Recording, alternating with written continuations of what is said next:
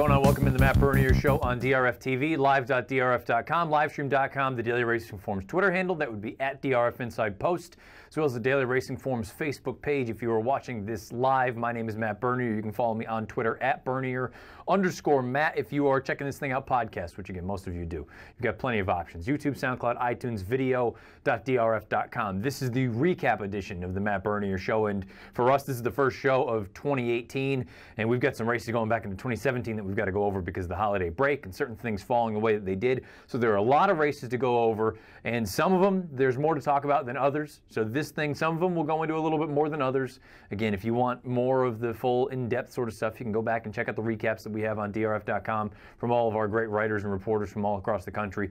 We'll get into some of the big races, touch on certain things. We'll go over a little bit of a montage from Gulfstream Park because they had tremendous racing down there as well over this 10 to 14-day stretch. Then we'll also give you the latest best performances, and this week it's going to be basically just in 2018 thus far. The best for the 3-year-olds, the best for the older horses, both dirt and turf. Let's start off with the recaps, though. We'll go back to opening day at Santa Anita, the Great Race Place. One of the traditional opening day events is the Grade 1 Malibu 3-year-old males, 7/8 of a mile on the main track. It was, I don't want to say a way wide open field because you had two horses that took the lion's share of the money, even three if you include favorable outcome. But Pavel ultimately went off favorite at 5-2. CZ Rocket coming in for Al Stahl, bet down to 5-2. Didn't look like there was a ton of early speed signed on. That's exactly how this race played out. Michael Rona with the call.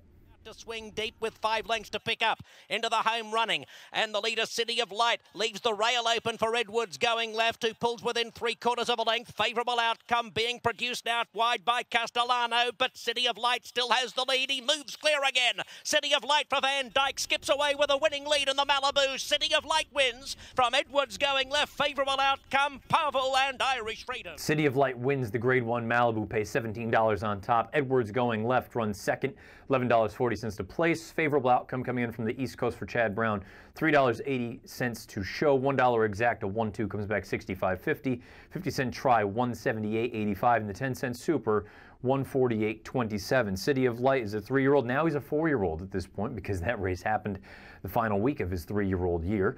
He is 2 of 5 lifetime. He's never been out of the exacta. He is over $250,000 in career earnings. You see the connections there. Michael McCarthy is the trainer. Drayden Van Dyke with a heads-up ride. This horse is by Quality Road out of a Dehair mare. The big thing, the big story about this race, simply put, was the pace, where there wasn't much of any signed on. Timeform US has all of these fractions throughout the entire running listed as blue. I think something else to keep in mind, in my opinion, you can go back and take a look at all the replays. My opinion, Inside did very well at Santa Anita on opening day on the main track. That's where City of Light was for the majority of the run. That's where Edwards going left was for the majority of the run. It's also where Pavel eventually got as they turned for home. It was a heads-up ride from Gutierrez to get him down to the inside. Pavel, I think ultimately is going to be a nice horse down the road. I think 2 turns, that's really what his bread and butter is. Go for a Grade 1 final age-restricted opportunity. Don't blame them at all. City of Light, nice horse. Michael McCarthy said he thinks that he can get a mile. It's going to be interesting to see as far as where they bring him back. So he's going to get a little bit of time off. Ultimately, though, they think he can stretch out, and they don't want to just pigeonhole him into being some sort of a sprinter. Edwards going left, nice horse, no knocks against this one. I think John Sadler's done a tremendous job with him. This is a good ride from Tyler Bass. Look, second best in this spot. Nothing wrong with running second in a big Grade 1 event. Favorable outcome. Thought it was another good effort from this horse for Chad Brown. This is what he wants to do. He's a one-turn kind of horse, in my opinion, 7/8 of a mile. This is really what he wants, and all things considered, you figure he hasn't had the greatest, as far, I don't want to say greatest, he hasn't had the most, let's say, repetitive or the most frequent runs as far as 2017 was concerned. He needed some time between races. He had some little injuries here and there. All things considered, for an abbreviated campaign, I thought this was a good effort from favorable outcome. Disappointment from CZ Rocket, who was one of the much talked about horses coming into this race, as well as Dabster for Bob Baffer. Irish Freedom, I don't want to give up on him just yet. I ultimately think he is much more of a long distance kind of horse instead of 7/8 of a mile. But at the end of the day, the winner, City of Light, gets the job done in the Grade 1 Malibu. Going from the boys race to the girls race, the Grade 1 La Brea, let's take a look at that field leading into this race. It was billed as the showdown between Unique Bella and Paradise Woods. One horse exiting the Breeders' Cup Filly Mare Sprint, one exiting the Breeders' Cup Distaff, was 7/8, the distance that either one of them wanted. Neither here nor there. Again, the final opportunity for age-restricted Grade 1 company. And guess what? We got everything that we could have asked for. Michael Rona again with the stretch run. Paradise Woods leads into the stretch. Unique Bella gives her 1 length at the 3/16 pole. Marley's Freedom comes to the outside. Princess Karen, Mopatism, Just a Little Hope next at the 8th pole. And it's Paradise Woods confronted by Unique Bella. Paradise Woods joined by Unique Bella. An epic encounter in the La Brea. It's the grey head of Unique Bella showing in front close to home. Unique Bella from Paradise Woods, 3/4 of a length. Unique Bella gets the best of Paradise Woods, wins the Grade 1 La Brea, $4.60 on top. Paradise Woods, $3.20 to place. And my girl Mopatism, she just shows up and runs every time. Just not quite as talented as the other ones, but she shows up and runs $4.60 a show. $1 exact, a 3-7 comes back $6.50.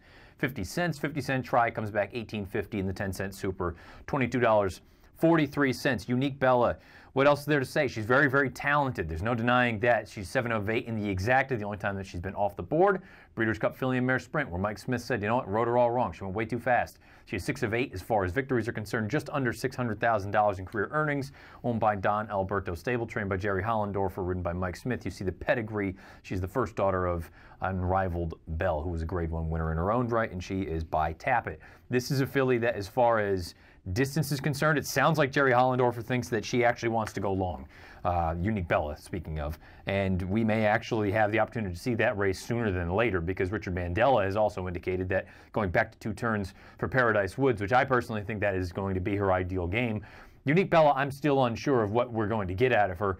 For what it's worth, 98 Beyer speed figure for Unique Bella, 123 time form U.S. rating. I also happen to just gloss over that as far as the boys are concerned in the Malibu. City of Light, a 102 Beyer, a 121, excuse me, time form U.S. rating. Back to the girls on the La Brea. 98 for Unique Bella, 123 time form U.S. rating for Paradise Woods, as well as a 97 Beyer. It sounds like they could both be on another collision course for the February 10th race, at the Santa Maria, 8.5 furlongs. It's going to be out at Santa Anita. And really, if you look at it, with no Songbird, with no Stellar Wind, maybe you get Vale Dory back, maybe you don't. Mabel Tasman, we know that they're not afraid to ship her all over the place, but once she shows back up, all of a sudden the Filly and Mare division in Southern California looks like it could be an absolute monster. You could arguably have the 3 best older horses in training as far as fillies and mares are concerned, not including Forever Unbridled, who is soon to be voted the Eclipse Award winner for older dirt female. But all things considered, again, I kind of pointed out, I thought the inside was good at Santa Anita that day. That improves sort of the view of Unique Bella in her run. I thought it was nice that she was toward the outside. The one thing I will say, I had someone tweet at me after the race and say, oh, you were wrong. She rated kindly. My only rebuttal to that would be, did she really rate kindly? I mean, they went 44 and 2 for an opening half mile, and she was out in the clear. I want to know what happens if she's in behind those horses. Where if she's in the clear, sure, she's going to come to hand and she's going to kind of do what she wants. She's just naturally fast. If she's stuck in behind horses when they're going, let's say, 46, like they're going to probably go in a 2-turn race, or even 47, is she going to be that comfortable? Is she going to be throwing her head about? Because if she does that, I don't think she can win. We'll find out. Again, I can't knock anything about what Unique Bella has done. She shows up, she runs her race. Paradise Woods, thought all things considered, a very good effort. Probably better going longer. It seems like that speed just kind of naturally works going a little bit longer for her. But we'll find out. Maybe these 2 fillies are setting up for a little bit of a rivalry as we go through their 4-year-old campaign here in 2018. We go from the most formful result on opening day at Santa Anita to the most bizarre result. And I go back and look at this race 15 times. I don't know what the heck happened here. This is the field for the San Antonio. We are going into it. Everybody was going to need to go and run down Collected. Instead, Collected ended up last early on in the running as the 1-5 favorite. You scratch top of the game. You've got some other talented runners in there, and I think if you had told anyone before the race that Collected would be running last, maybe they would rethink some things. At the end of the day, it is what it is. The race is run. Michael Rona with the stretch run of a bizarrely run San Antonio. Prime attraction, opportunity under the whip along the rail. There is an opening, Collected to the extreme outside with still 4 lengths to make up. Giant Expectations is clear. He has moved away at the 8th pole by 3 lengths. Collected just grinding down the outside to a level second with Accelerate. Opportunity is next, but Giant Expectations is going to lead most of the way and win the San Antonio by 3.5 lengths. Accelerate second, Collected. Giant Expectations pays a giant win mutual in the San Antonio, going off as the longest shot in a 5-horse field at 13-1, pays $29 even. The number 5, Accelerate, runs second, $7 to place. Collected, the 1 to 5 favorite, runs third, $2.10 to show. The $1 Exacta comes back $110.80. 50-cent Try, 356, comes back $108.30. And the 10-cent Superfecta, $31.13. Giant Expectations is a New York bred for Peter Urton and Company. Comes in, he is now 4 of 13 lifetime. He is just under $450,000 in career earnings. He is by Frost Giant out of an Is It True mare named Sarah Is It True. Giant Expectations, I think if you asked anyone, did you expect to be on the lead going 49 and a piece? I think they all would have said you're crazy considering the other horses that were signed on into this race, let alone, forget about Collected, but the idea of Prime Attraction and the idea of Accelerate. And none of them being on the front end. Instead, Giant Expectations inherits this thing. Gary Stevens looked at it and said, you know what, I knew this thing was over when we saw those fractions. He said he's got a serious late turn of foot. This was a good effort from Giant Expectations. I don't want to take anything away from him. But at the same time, again, the Timeform US color coding system tells you whether fractions were fast or slow. All of them were colored slow and blue, which, again, plays into the hands of a horse that's going to be out there setting uncontested fractions as Giant Expectations was. It sounds like Giant Expectations is headed to the Pegasus World Cup. We'll find out. I don't know all the details there. You can go on. Steve Anderson, Brad Free, all those guys in Southern California, Jay Privman as well. I'm sure they'll have some more details. I wouldn't want him in the Pegasus World Cup simply because he had everything go his way in this spot. Having said that, he's a nice horse. He earns a 106 Beyer speed figure and a 119 Timeform US rating. I'm not going to talk about the rest of the field with the exception of one horse, and that's Collected. We have to discuss him because he still figures to be one of the choices in the Pegasus World Cup, well behind Gunrunner, obviously, if they go to the Pegasus. It sounds like he's been working fine. Sounds like everything is good to go. Mike Smith, right after the race, took all the blame. Bad ride, should have been forward. Bob Baffert, when asked for a question or what he thought of it, everything went wrong. This horse, Collected, is supposed to be on the lead. Opportunity, much too close to the pace. He does his best run to come from off of it. I don't know what you do with any of them otherwise. I have to be honest, as a whole, I don't particularly enjoy this race.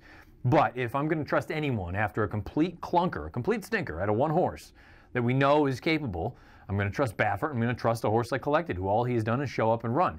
Having said that, there's a serious concern now at this point that did the Breeders' Cup Classic crack Collected when he tried his heart out and he couldn't get to Gunrunner. And sometimes we've seen that happen where good horses, when they can't quite get to someone else, just kind of breaks their will to go on with it. There's a part of me that wonders, and we won't know this until we see Collected run back again, which makes it such a dangerous proposition to be betting on. But I wonder if there's a scenario where we go back and look and say the Breeders' Cup Classic was the best race Collected ever ran in his life, and it's also the race that broke his heart and ended everything for him as far as his ability to run, his desire to run on. So we'll find out. Nonetheless, a big effort from Giant Expectations. He inherits the lead. Gary Stevens, a heads-up ride. He goes on 106 Beyer, winning the San Antonio. Fourth and final graded stakes race from opening day at Santa Anita was the Mathis Brothers Mile. 3-year-olds going 1 mile on turf course. This is the field that contested this race. It was a pretty wide open race, all things considered. I know Big Score took the lion's share of the money in here at odds of 8 to 5, but you could have made a case for a number of runners in here. It was a competitive group, and ultimately it was an exciting race. 2 horses really threw it down coming down the line. The number 1, Croy, and then also Bowie's Hero, the number 5. Here's the stretch run of the Mathis Brothers Mile. He's splitting that pair at the top of the lane. Hootie and Colonist next, 3/16 to go. Croy gets away from B squared. Bowie's Hero still on the inside. About to angle across the heels of Croy now. It's Croy coming to the 16th pole. Bowie's Hero takes a late run at him. Croy by 3/4 of a length. Bowie's Hero bridging the gap in fine style. Bowie's Hero nails Croy. Gutsy effort from Bowie's Hero. Good ride from Kent DeSormo. He gets the job done in the Mathis Brothers Mile. $8.80 on top. Croy for Javier coming in from the East Coast. $7.60 to place. Big Score, $2.40 to show. $1 Exacta, $34.10. 50-cent Try, $46.35. And the 10-cent Super, $37.75. Bowie's Hero is now a 4-year-old, but when he won this race, he was a 3-year-old. He's 5 of 11 lifetime, $381,000 in career earnings, trained by Phil D'Amato. You see the ownership group there, Agave Racing Stable. This is one of those instances where he's a nice horse. Kent DeSormo, again, a beautiful ride. He's by Artie Schiller out of a Sky Mesa mare. And the only problem for him now is you have to go and take on the elders. And we'll talk about some elders here momentarily in one of these races. And as I said at the top, some of these races, some things to say, other races not so much. This one, simple as, keep in mind, Harbor Master down the bottom. I know he was a 17-1 shot in here. Saddle slip, draw a line through this race. Victor Espinoza had no chance. And Javier, after the race, you know what he said? You know what, Croy? Thought we were going to win. His horse ran huge. You know what? It is what it is. Sometimes that's how the cookie crumbles. So one other horse I would just throw out there in the back of your mind. Colonist. Colonist broke a little bit on the slow side. I think he wants about a country mile. And I know, how do you determine what a country mile is as opposed to a real mile? All I'm saying is he wants to go all day. I think he's the kind of horse, you get him out to a mile and a half, mile and 3/4. That's ultimately what Colonist is going to want to do. A good effort from Bowie's Hero, a good effort from Croy. They both are in 101 Beyer speed figures. Bowie's Hero, the better with the time form U.S. speed figure of 123. Mathis Brothers Mile featured 3-year-old boys going a mile on the turf. The final Grade 1 in 2017 featured 3-year-old girls going a mile and a quarter on the turf. It was the American Oaks. Let's take a look at that field. You had the morning line favorite, I believe, was Rimska. She was scratched out of that race for Chad Brown. So it left you with still a pretty solid field of 9 signed on in here, and ultimately favoritism went to another Chad Brown runner in here, New Money Honey. The problem with New Money Honey doesn't feel like she got any better in her 3-year-old campaign. And one horse that really, I think, has kind of flown under the radar overall, from quality standpoint, is Daddy's Little Darling for Kenny McPeak. And guess what? She finally gets that well-deserved Grade 1 victory here. Michael Verona would call the American Oaks. Coach Whip, who fights on well. A length and a half, Kathy Song in behind them, followed by Daddy's Little Darling, who's into the clear. And down the outside, Madame Dancelot is coming with a rush at the 16th pole. And Madame Dancelot's trying to get to Daddy's Little Darling. They move past New Money Honey. Daddy's Little Darling from Madame Dancelot. Daddy's Little Darling beats Madame Dancelot half a length. Daddy's Little Darling with a gutsy effort. Madame Dancelot with a huge effort from the back of the pack. Daddy's Little Darling pays $6 on top in the American Oaks. Madame Dancelot, $4.20 to place. Kathy's Song runs third.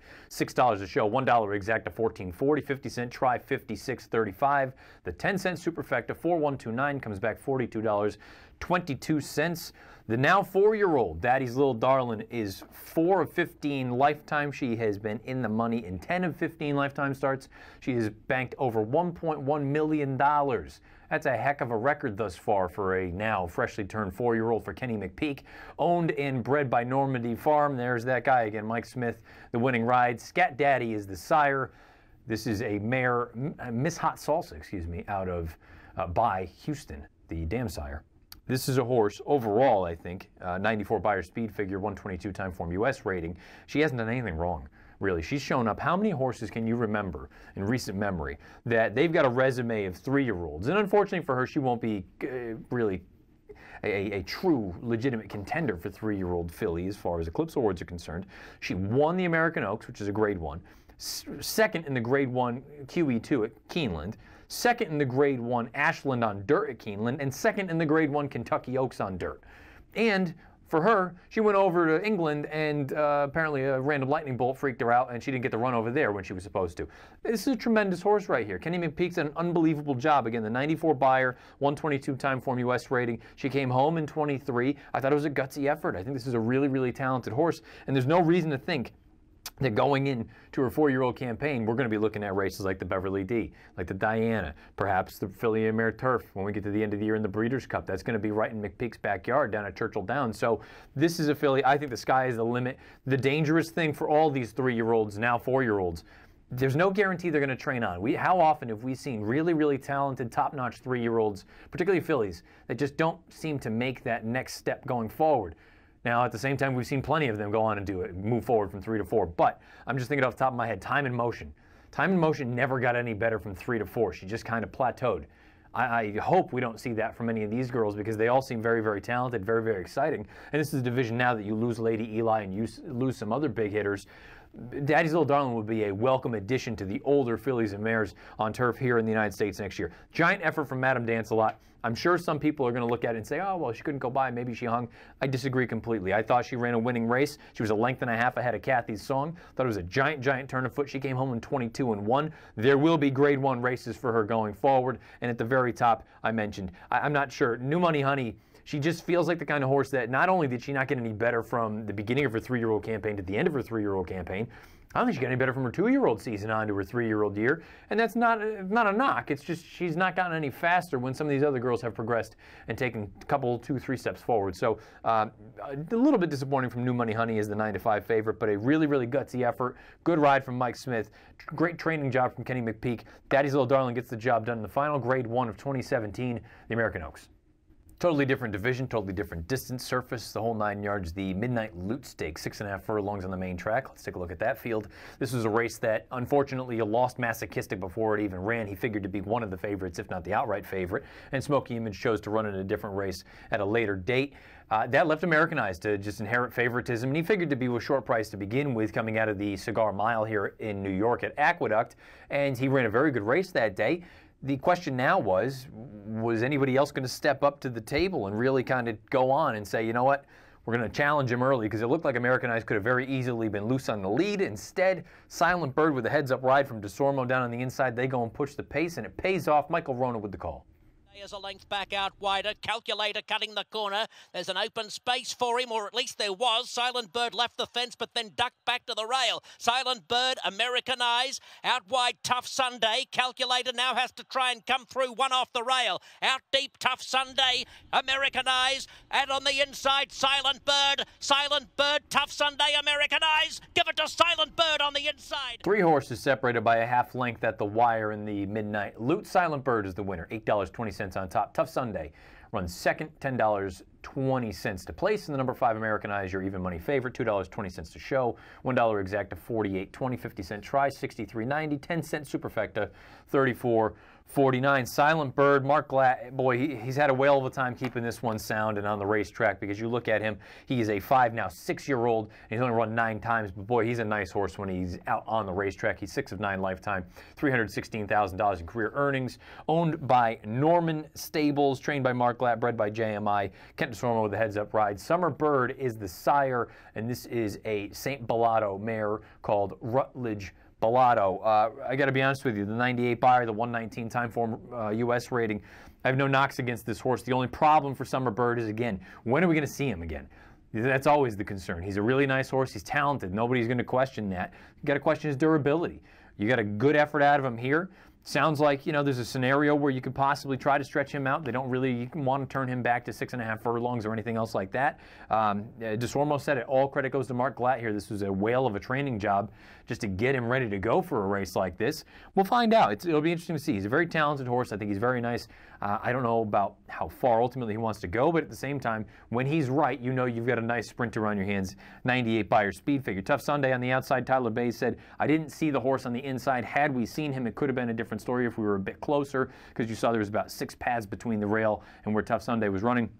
Tough Sunday, a good effort. This was only his second start in about an entire calendar year, so you think that he could take another step forward if he stays sound. We're talking about 2 very lightly raced horses that are now 6 years old, so durability is always a concern. But the top 2, they both ran quite well. Americanized gets a 119 time form U.S. rating, but I'm going to make the argument that this was a disappointing effort from him. I thought coming out of that Cigar Mile, the turn back was going to be beneficial. You take out Masochistic, who figured to be the other real speed in here, and once Silent Bird came into the running up on the rail, it seemed like Americanized just kind of lost the fight, and I understand he was only beaten by, what, 3 noses total. 2 noses, but you get what I'm saying. Distance-wise, 3 noses, put them together, maybe it's a neck. I don't know, I kind of just feel like he was supposed to do more in this instance. This was one of those races that was tailor-made for him, and he couldn't get the job done. Makes me a little bit concerned overall about his class, but at the same time, I don't want to take anything away from the top 2 finishers. Tough Sunday, the runner-up, as well as Silent Bird. Silent Bird, 98 buyer, 119 time form U.S. rating. Grade 3 Robert J. Frankel for older fillies and mares, going 1 1/8 on the turf. Let's take a look at that field. This was run on December the 30th, race number 4, and you didn't have a big field. And you didn't have a big field, 6 going, you didn't have a lot of speed signed on. The question was who was going to take the initiative. I am guilty of thinking that Responsible for Love from the outside was going to go. I think that's part of the reason she was bet down to odds of 5-2. Instead, when they weren't going to go to the lead, that left the door open for just chaos. And again, in these kind of races, being a little bit aggressive is not a bad thing. Brice Blanc, round of applause to you, sir. Well done. This is the stretch run of the Robert J. Frankel.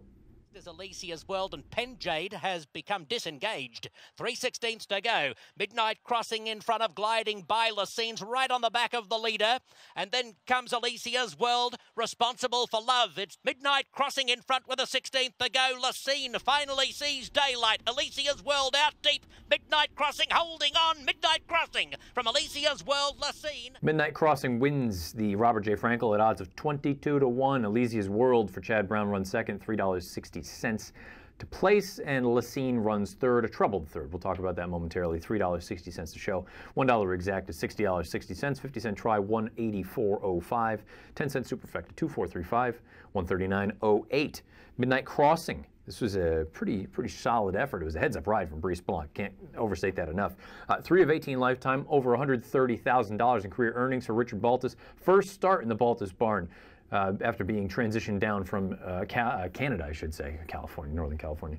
Canada, way up there north of the border. Again, Brice Blanc with the ride. You see the pedigree down at the bottom of the page. This, to me, is just screaming, pace makes the race. Blanc looked at it. There was no speed signed on. Baltus, prior to the race, had said, just don't get into a duel. Guess what? Not a problem. They go out there. Timeform US has all of the fractions color-coded blue as if it was a slow pace. Alicia's World, Javier Castellano said afterwards, slow pace was really hard to overcome.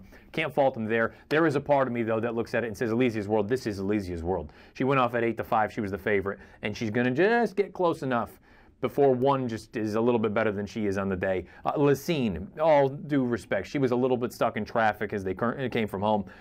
Jim Cassidy said afterward he thought if she got through, he thinks that she would be right there. I can't disagree, considering she was only beaten by a little bit more than a half length. So I think all things considered, I'm not thrilled with this race, if I'm being totally honest with you, but you got to give credit where credit's due. It's hard to be angry or upset with riders when they're aggressive.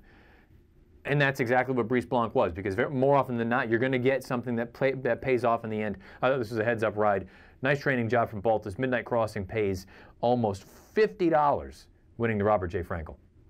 We transition on to 2018. Let's kick things off Saturday afternoon. The Great Race Place Santa Anita, the Grade 2 San Gabriel, 1 1/8 on the turf course. Let's take a look at the field, 4-year-olds and up. This was a race where it felt like two horses were going to take the lion's share of the money, and they were the two horses to beat. You had the number 6 Isotherm off of a long layoff, and you had the number 8 It's in the Post. His most recent run was in the Breeders' Cup Turf, going 12 furlongs. This race considerably shorter at this 9 furlong distance. I was a little bit concerned that maybe this distance would be a little bit shorter than ideal for him. It still may have been, but guess what? He's just that good. Rona with the stretch run again. Then Flamboyant in the black colours. Top of the stretch, Smoky Image joined by It's in the Post. A length to Isotherm. Editores trying to get through along the inside. It's tight for him. Flamboyant is chiming in. It's in the Post, kicks to the lead. Leads by 2. Flamboyant is getting after him in a hurry, but It's in the Post holds the lead close to the wire. It's in the Post beats Flamboyant. It's in the Post prevails in the Grade 2 San Gabriel. So, all things considered, it was a very good effort. Tyler Bays with the ride, 660 on top. The number 1 Flamboyant comes from well off the pace, 660 to place. The number 2 Editore had some major trouble down on the inside, $7.60 to show. The $1 exacta 8-1 comes back $17.90. 50-cent trifecta, $80.55. And the 10-cent superfecta, 8-1-2-10, comes back $313.35. This is a 6-year-old horse. It's in the Post. He's done a lot of good things. Jeff Mullins has really gotten the most out of him. It really feels like since they stretched him out, he's become a different animal. And the fact that now he can be this competitive at 9 furlongs, which again is probably a little bit short for him, probably does his best at 10, 11, 12 furlongs. He's 7 of 31 lifetime, $855,000 in career earnings. Again, Tyler Bays with the ride. Jeff Mullins, nice training job. Red Baron's Barn LLC, the ownership group. You can take a look at the pedigree down there at the bottom of the screen. It feels like this could be an instance where It's in the Post. Once you get him out to longer distances, there is another long distance race coming up next month. That would be the San Marcos at 10 furlongs. Perhaps they look at that. Mullins said, we've got a few options. Not sure what we're going to do just yet. Want to make sure that he comes out of this. He said the turnback is always a bit of a concern, but he had been training unbelievable. It's in the Post had. So you got to go on with it. You got to take a shot, and guess what? You get rewarded here. Drayden Van Dyke, first time riding Flamboyant.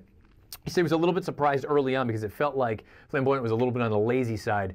because the fractions, they weren't all that fast, and the fact that he was as far back as he was for a horse that in the past has shown a little bit of tactical ability makes you wonder a little bit. But the fact that he came on with a run, I thought all things considered, that was a positive. It's in the post, though. The winner, 99 Beyer speed figure, 125 time form U.S. rating. Flamboyant, 97 Beyer, 122 time form U.S. rating. The one horse in here, there's a couple horses. Editore, clearly, if you saw down the stretch on the inside, got all bottled up, had nowhere to go. He's a horse that maybe you want to throw into your horse watch on DRF.com, maybe one that you can consider next time out at what should be a playable price depending on where he shows up again. Isotherm, don't just completely write off Isotherm here. This is his first start since the Santa Anita Handicap this past March in 2017. First start for Phil D'Amato, and again, he's a horse that I think additional distance is going to be his friend. This 9 furlongs, it felt like, you know what, let's get one into him, stretch him out as we go forward. Maybe the San Marcos is a spot for him coming up in February at 10 furlongs. It's in the post, though. The class prevails. He gets the job done at a distance probably a little bit shorter than ideal for him. 99 Beyer winning the San Gabriel. Let's talk some 3-year-olds, huh? These are newly turned 3-year-olds. They've only been this old for about a week now, but they are center stage here as we get closer and closer, inching slowly on that road to the Triple Crown and, most importantly, the Kentucky Derby, the first Saturday in May. This was a Kentucky Derby points race. This is the Sham at Santa Anita, and there's a big name in here. You can scratch Marino. He's going to run in the Smarty Jones at Oaklawn on opening weekend, but the big name was McKenzie no matter what. He went off at odds of 1-5 from Mike Smith, Bob Baffert and company. They took the blinkers off, and guess what? McKenzie responded with a very, very nice effort. Michael Rono with the call. Timbers could not go with McKenzie. Just took up a little bit there, but looked to be tiring at the time. My Boy Jack running fourth. McKenzie strides clear at the 8th pole. Puts 2 lengths on. All Out Blitz. 4 lengths away. Shiver Me Timbers with My Boy Jack. But it's a domineering display by the ultra-talented McKenzie as he takes the Sham while well in hand. 3.5 lengths to All Out Blitz. Very impressive effort from McKenzie here. He wins the Sham, $2.40 on top. All Out Blitz stretching out for the first time, $7.20 to place. And My Boy Jack coming from the back of the pack, $2.80 to show. The $1 exact to 6.3 comes back $7.10. 50-cent trifecta comes back $12.30. And the $1 superfecta 6.315 comes back $31.60. We have talked about McKenzie here in the past because he was the winner by disqualification at the Grade 1 Los Alamitos Futurity. Now he wins a graded stakes race without needing the disqualification to be put up. He's 3 of 3, technically, lifetime. $270,000 in career earnings. He is owned by Watson, Pegram, and Whiteman. Bob Baffert is the trainer. You see the breeder, Summer Wind Farm, ridden again by Mike Smith. This is a horse, the pedigree is Street Sense out of a Petionville mare. There's a lot to like here about this horse. I don't particularly love the tail flash, but you know what? It's not the end of the world. If he just continues on and he continues to run, I'm not going to sit here and say, oh, well, you know, the tail flash is going to be the end-all, be-all. If he goes on and continues to prevail, I think he continues to mature. That's the most important point right now. Baffert said after the race, everything went smooth. He got a lot out of that. I'm trying to get a base in him, knowing that, you know, this is a lightly raced horse. He's only run 3 times. He debuted just a couple months ago, and it seems like things continue to improve for him. Mike Smith said afterward he liked the fact that he was much better without the blinkers. So this is, I would imagine, this is what you're going to see going forward. It's a horse that continues to mature. The tail flash, maybe eventually that'll go away, or maybe that's just him. I don't know that you immediately want to just throw a blanket over it and say that it's a negative. Certainly not what you'd like to see, but at the same time, I'm not going to knock it. Until something else happens or he just doesn't run well, go ahead, flash your tail, do whatever you want. Swap leads, like I said, with the whole gun runner thing. At a certain point, I got to throw my hands up and say, he's just going to do it. Doesn't bother me. He's fast. He's good. This horse, McKenzie, he's professional. He's slowly putting it all together. Again, for what it's worth, those interior splits in this race, according to Timeform US, slow fractions. The fact that he sat a little bit off the pace, made a little bit of a move, took over, turned him for home, and went on with it. His final quarter mile in a mile race was 24-1. That's very, very good, very strong. He basically set even fractions throughout. So I think there's a lot to like here about McKenzie. All Out Blitz, still not entirely convinced that he's going to be a 2-turn kind of horse. I think he's ultimately a sprinter when it's all said and done. My Boy Jack, they tried the dirt. I wouldn't be surprised if we saw him on the dirt again at some point, but feels like maybe turf is going to be his home. Shiver Me Timbers, a bit of a disappointment in this spot.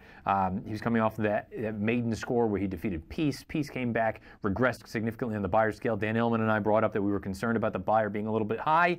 Ultimately, very similar situation for Shiver Me Timbers. He went from a 90 breaking his maiden down to an 83 here. McKenzie, though, 97 Beyer speed figure, 119 Timeform US rating. Something else, though, you might want to throw in the back of your mind for this race and Santa Anita as a whole on January the 6th. Timeform US had it as a slightly closer-friendly racetrack, so perhaps that played into McKenzie's hands early on, but at the end of the day, no knocks against this horse. I think he just shows up, he runs his race, and let's also keep in mind, I think this result here flatters the form of that Los Alamitos Futurity in the immediate future anyway. So whenever you see Instilled Regard, which it sounds like you're going to see him next Saturday, if you're watching this the week of January the 7th, 8th, whatever it may be, if you're watching it this week, you might see this horse, Instilled Regard, in LeCompte down at Fairgrounds on Saturday afternoon. And also keep an eye on Solomino when he does return to the races, because the three of them, they threw it down in Los Al Futurity, and if they all continue on as McKenzie did, we could be on to bigger and better things.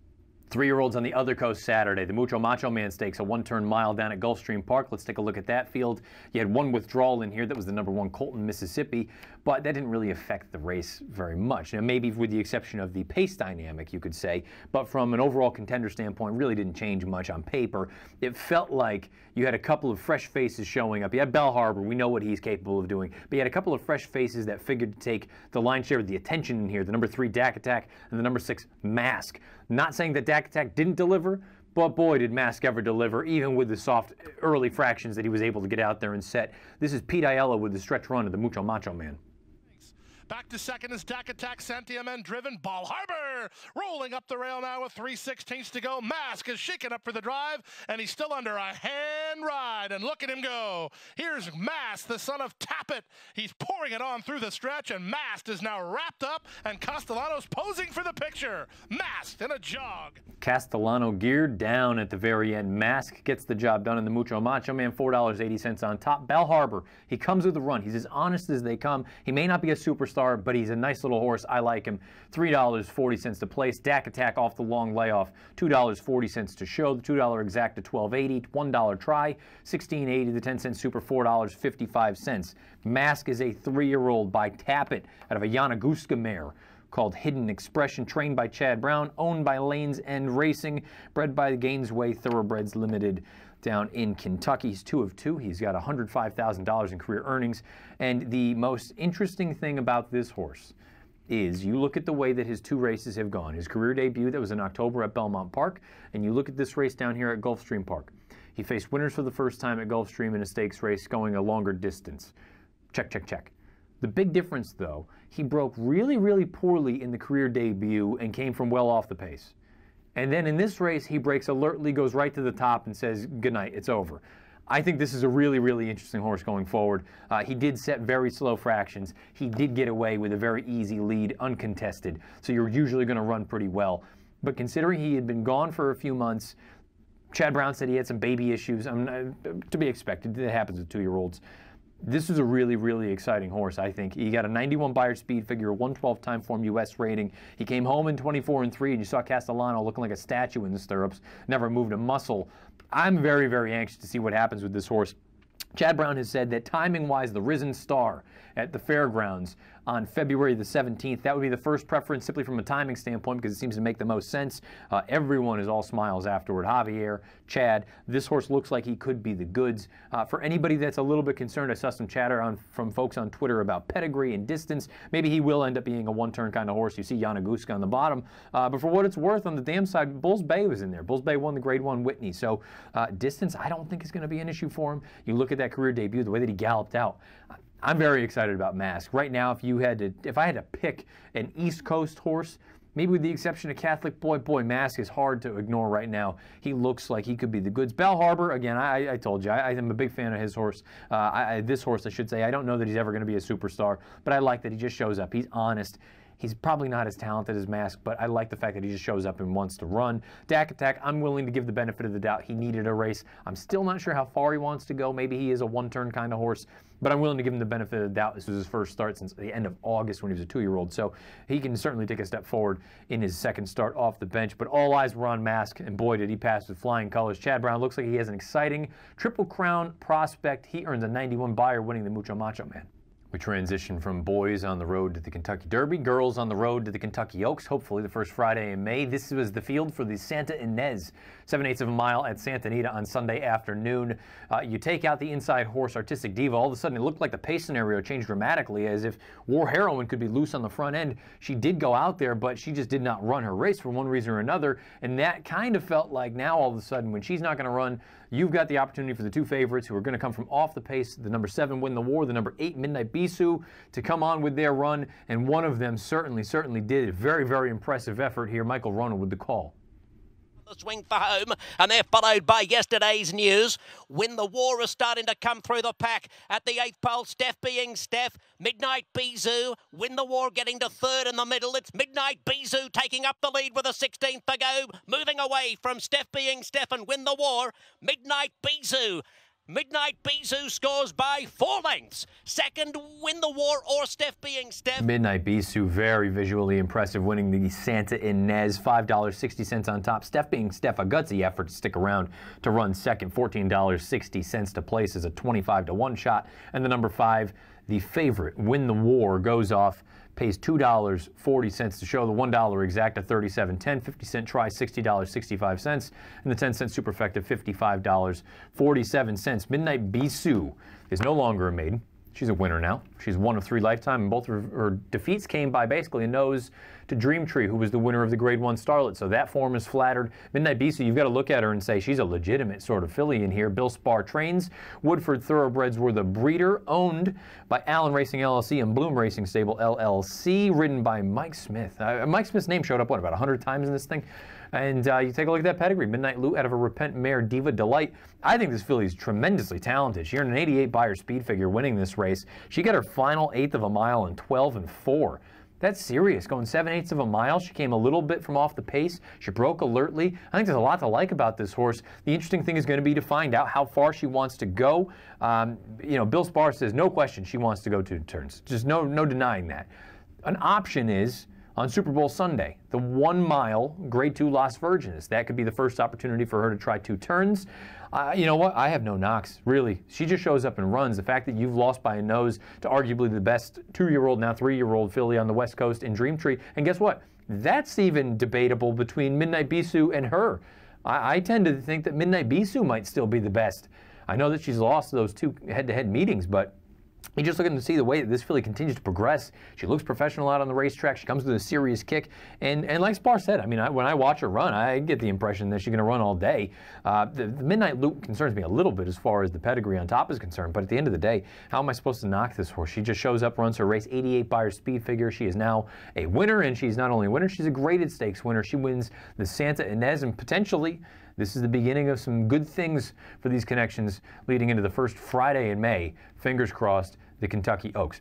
There were a number of other stakes races. The problem is we just can't go over every single one of them, and it just so happens that this little montage that we're going to go over all took place at Gulfstream Park over the past 10 to 14 days. So plenty of good racing down there. You had some 3-year-olds at the time, now they're 4-year-olds. You had a 2-mile marathon race. You name it, it was there down at Gulfstream Park. Let's take a look at a number of stakes races from down at Gulfstream. For a head lead. Infinite Wisdom is second. Runtime tried to keep Paco from getting out, but he's out now with Bullard's Alley. 2 lengths to raise and an 1/8 of a mile to raise it. Here's Bullard's Alley surging at the leader, Gold Shield, far outside in Runtime. Bullard's Alley for a head in front, but Runtime. Motors on the outside. Bullard's Alley and Runtime. Runtime and Bullard's Alley. These 2, it's a photo finish. First run and now puts a head in front. Bernard Diva is right back at her second. Ellery Lane is third. Down the center. Dream a While and Wested are coming on. Miss Sky Warrior into the clear. And Rose Tree with the late rush with less than an 1/8 of a mile to go. Storm the Hill strides to the advantage, but good-looking strides from Dream a While on the outside. And Dream a While powers past to win it. Up second, Wested, third with quarters, 114 flat, and Team of Teams still has the lead. Ghostly Presence into the clear for an opportunity under Rafael Hernandez. Back third is I'm Betty G with an 1/8 of a mile to go. Team of Teams has a length to work with. Ghostly Presence getting on track when it matters, and Ghostly Presence cuts down Team of Teams. Ghostly Presence going away as they run to the top of the stretch with the lead now coming on to take over. Landeros on Mr. Cub to stride to a narrow lead into the clear. DeRocher over the top. Profiteer back at the inside. Secretary of War DeRocher running at Mr. Cub. Mr. Cub has the lead. DeRocher one more time. DeRocher's got him. Tropical Park Derby to DeRocher. Duchess comes away with the lead.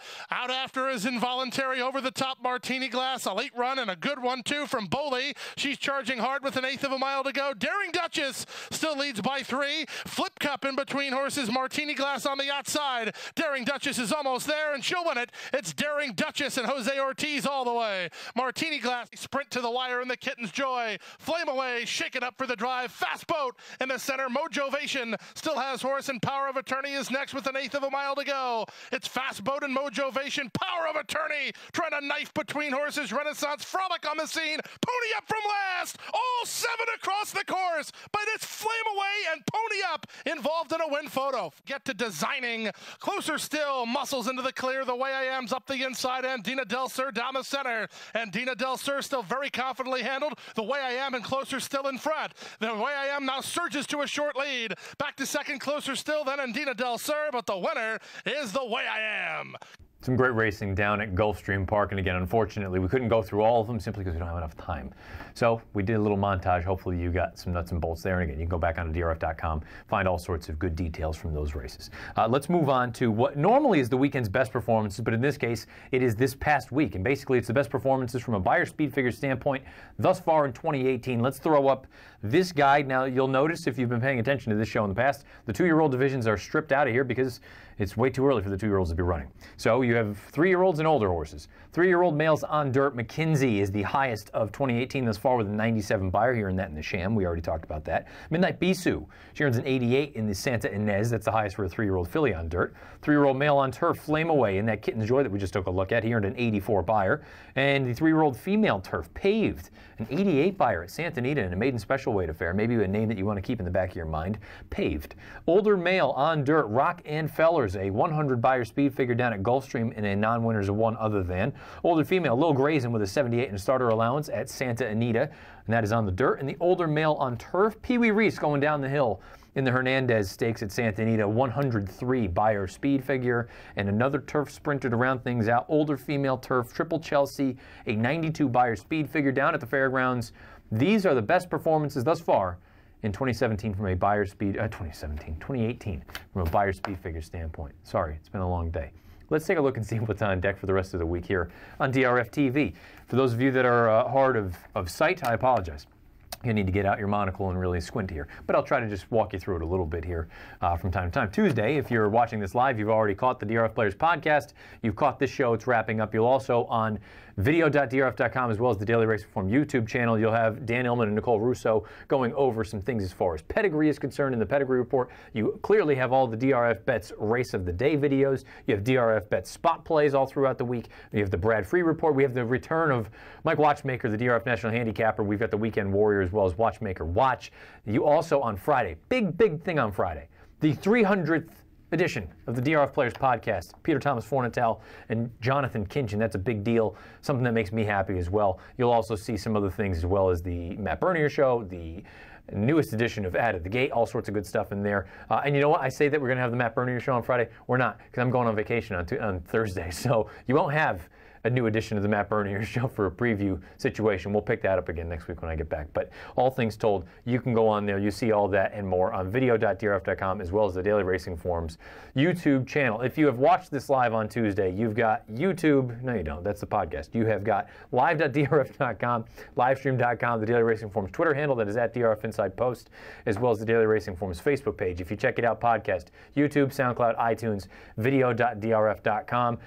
Because of the vacation, the recap edition will come a little bit later next week when I get back, probably on Wednesday. So we'll be up a little bit later than that. You won't see it on the Tuesday block of live programming.